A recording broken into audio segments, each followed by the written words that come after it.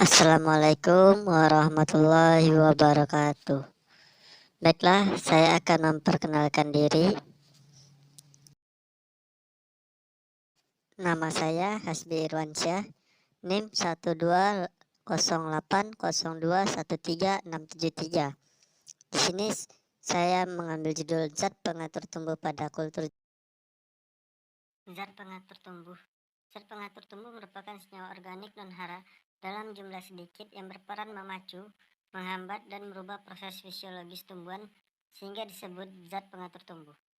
Penggunaan zat pengatur tumbuh dalam kultur jaringan tanaman sangat penting untuk mengontrol organogenesis dan morfogenesis dalam pembentukan dan perkembangan tunas, akar, serta pembentukan kalus.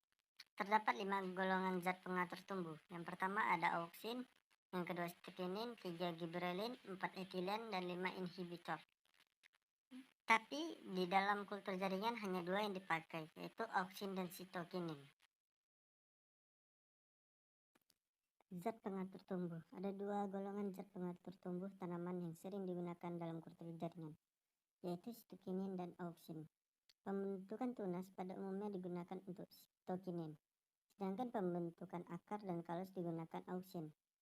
Jenis dan konsentrasi ZPT berbeda pada masing-masing tanaman, tergantung genotip serta kondisi fisiologis tanaman. Dibutuhkan rasio auksin dan sitokinin yang tepat. Penggunaan sitokinin dan auksin dalam satu media dapat memacu proliferasi tunas karena adanya pengaruh sinergisme antara zat pengatur tumbuh tersebut. Untuk produksi kalus embryogenik digunakan auksin kuat seperti 2,4D dicamba picloram. Diperlukan dalam konsentrasi rendah untuk mempengaruhi pertumbuhan tanaman. Stok ZPT harus disimpan dalam gelap. Auksin harus dilarutkan dalam 95% alkohol sedikit saja, baru dicampur air. Sitokinin dilarutkan dalam sedikit 1 NaCl. Auksin atau sitokinin bisa juga dilarutkan dalam 1 NaOH. Yang pertama kita bahas auksin. Jenis auksin. Yang pertama alami, yang kedua ada sintetik. Yang alami contohnya IAA, indole acetic acid. Yang kedua sintetik. Contohnya IBA, NAA, 2,4-D dicamba picloram. Konsentrasi 0,01 sampai 10 mg per liter. Auksin sintetik relatif lebih aktif, juga lebih stabil karena tidak didegrasi oleh enzim dalam tanaman. Perannya pembelahan sel, pembentukan kalus, pertumbuhan dan pemanjangan sel, pembentukan akar adventif, menghambat pembentukan tunas aksilar.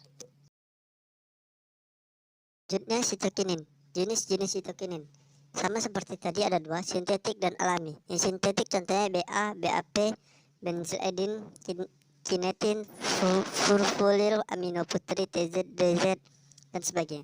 Yang alami contohnya 2IP dan zeatin. Pengaruh sitokinin: memacu pembentukan tunas aksilar dan tunas adventif, memacu pembelahan sel, tahan panas sehingga bisa ditambahkan sebelum diautoklav.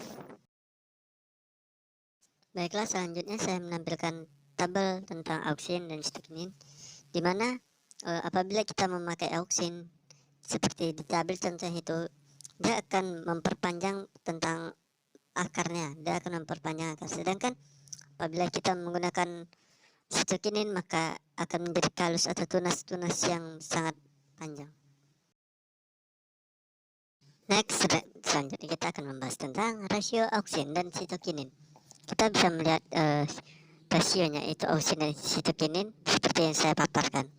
Rasio antara auksin dan sitokinin akan menentukan arah pertumbuhan dan perkembangan ekspan yang dikulturkan. Auksin sama dengan sitokinin akan mengakibatkan kalus, sedangkan auksin dan sitokinin akan membentuk akar, sedangkan auksin sitokinin akan membentukkan tunas. Selanjutnya gibberellic acid. Grup ini memiliki 60 jenis, tapi GA3 yang paling umum terdapat pada tumbuhan. Tidak tahan panas, jadi tidak bisa diautoklav. Penambahan dengan millipore filtration atau sterilisasi filter. perannya itu gibberellic ini adalah perkecambahan benih, memacu pemanjangan ruas, memacu pembentukan embrio dan kalus, perkecambahan embrio, meningkatkan tunas lateral, merangsang pembentukan buah tanpa biji, merangsang pembuangan. Sebelum kita memasuki pembahasan tentang gibberellic acid lebih jauh, mari kita mengetahuinya dulu. Ini berasal dari kata Gibberellia fujicoria, sejenis jamur atau parasit. Ditemukan oleh Fujiko Kurosawa tahun 1926 di Jepang. Ekstrak jamur ini dapat mempercepat pertumbuhan. Saat ini terdapat lebih dari 110 macam senyawa gibberellin. 15 macam senyawa ditemukan pada tumbuhan GA3 yang paling umum. GA ditemukan pada tumbuhan alga, lumut, paku, tetapi tidak di bakteri. Dapat diperoleh dari biji yang belum dewasa, ujung akar dan tunas daun muda juga cendawan. Sebagian besar GA dalam bentuk inaktif memerlukan prekursora. Selanjutnya itu zat PT etilen. Etilen diproduksi sebagai respon terhadap kondisi kelebihan air, kondisi yang mirip dengan kultur in vitro. Pada konsentrasi yang tinggi, etilen menyebabkan vivifikasi atau tanaman terlihat transparan. Peran dalam etilen ini adalah induksi pembungaan, induksi pematangan buah, merangsang penuaan, menyebabkan epinesti, daun melengkung ke bawah, pada konsentrasi tinggi menyebabkan vitrifikasi. Sejarah tentang etilen. Tahun 1800 diakui bahwa lampu jalan yang membakar gas dapat menyebabkan tanaman di dekatnya pendek atau batangnya tebal dan dapat menyebabkan daun rontok. Pada tahun 1901, Dmitri Nejibo mengidentifikasikan bahwa produk sampingan dari pembakaran gas adalah gas etilen dan bahwa gas ini dapat mempengaruhi pertumbuhan tanaman. Sedangkan dari Ergen menunjukkan bahwa gas yang sama secara alami diproduksi oleh tanaman dan itu menyebabkan pematangan lebih cepat banyak buah. Sintetis etilen dihambat oleh karbon dioksida atau CO2 dan membentukkan oksigen O2. Etilen membentuk gas dan berbanyak ditemukan pada buah yang sudah tua. Contohnya coba buah yang sudah memiliki umur yang lebih dari masa panennya. Selanjutnya, zat pengatur tumbuh yang terakhir adalah inhibitor. Yang dimaksud dengan istilah inhibitor adalah zat yang menghambat pertumbuhan pada tanaman, yang sering didapat pada proses perkecambahan, pertumbuhan pucuk, atau dalam dormansi. ABA, abscistic acid, merupakan zat penghambat tumbuh, jarang digunakan dalam kultur jaringan. Aplikasi khusus untuk memacu pembentukan embrio dan kalus. Sekian yang dapat saya sampaikan. Apabila ada kesalahan saya mohon maaf.